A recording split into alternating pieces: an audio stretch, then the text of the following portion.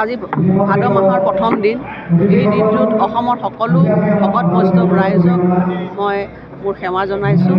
অসমৰ মাননীয় মুখ্যমন্ত্ৰী ডাঙৰীয়াই এই নামঘৰ ভাবিলে কিছু আৰ্থিক অনুদান আগবঢ়াইছিলে আৰু সেই অনুদানেৰে আজি আটকধুনীয়াকৈ এই আঠখেলীয়া নামঘৰ ভাগি আজি এটা মানে অধিক সুন্দৰভাৱে নিৰ্মিত হৈছে। মই আশা কৰিছোঁ যে অসমৰ ভকতপ্ৰাণ ৰাইজ আহি এই আঠখেলীয়া নামঘৰত তেওঁলোকৰ যি নামঘৰ ভাগিৰ প্ৰতি আস্থা, সেই আস্থা তেওঁলোকে প্ৰকট কৰিব আৰু প্ৰভু আঠখেলীয়াই তেওঁলোকক আশীৰ্বাদ প্ৰদান কৰিব, এইখিনিকে কামনা কৰিছোঁ। ভাদ মাহৰ প্ৰথম দিন, খুব শুভ দিন। আমি সকলোৱে ভাদ মাহক গুৰু দুজনাৰ তিথি, ভাদ মাহক আমি পবিত্ৰ মাহ হিচাপে গণ্য কৰোঁ। আৰু আজি এই ঐতিহাসিক শ্ৰী শ্ৰী আঠখেলীয়া নামঘৰৰ নৱনিৰ্মিত ৰূপৰ উদ্বোধন কৰা হ'ল। মুখ্যমন্ত্ৰী মহোদয় তথা অজন্তা বাইদেউৰ সহযোগত ধুনীয়াকৈ এই নামঘৰ নিৰ্মাণ কৰা হ'ল।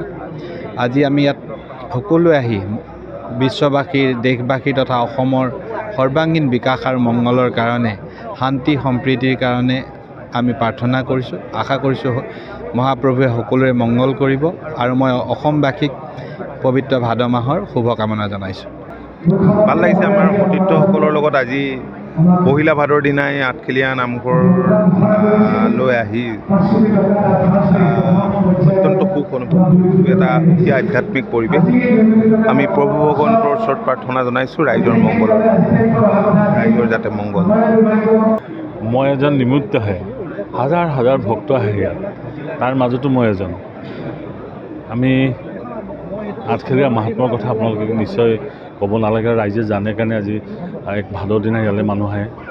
মানুহৰ বিশ্বাস, মানুহৰ ঈশ্বৰৰ চিন্তা আৰু মানুহৰ অন্তৰৰ পৰা যিখিনি ভাৱ ভক্তি আছে সকলো ঈশ্বৰৰ ওচৰত সমৰ্পণ কৰে আৰু সেইকাৰণেই এনে অনুষ্ঠানবিলাকত আহে। আৰু আঠখেলীয়া নামঘৰ নিজে এটা স্বনামধন্য অনুষ্ঠান আৰু এই অনুষ্ঠানটিত আজি প্ৰথমবাৰৰ কাৰণে মই এক ভাদ দিনা ইয়াত উপস্থিত হৈছোঁ। আগতে আহোঁ আমি বিভিন্ন সময়ত, কিন্তু এক ভাদ দিনা আজি উপস্থিত হৈছোঁ। ৰাইজৰ ভক্তি, ৰাইজৰ মৰম চেনেহ দেখি আচৰিতভাৱে মই আপ্লুত হৈছোঁ। আৰু ইয়াৰ পৰিচালনা সমিতি, লগতে স্থানীয় বিধায়িকা অজন্তা নেওগ ডাঙৰীয়ানী, তেখেতসকলৰ যিটো আপ্যায়ন সেইটো ভাবিব লগা।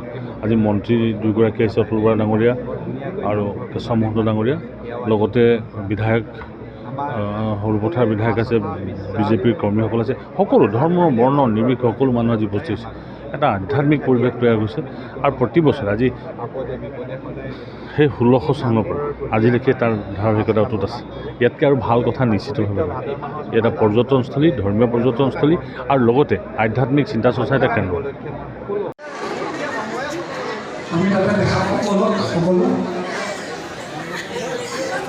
সকলোৱে নামঘৰৰ ভিতৰত আসন গ্ৰহণ কৰক।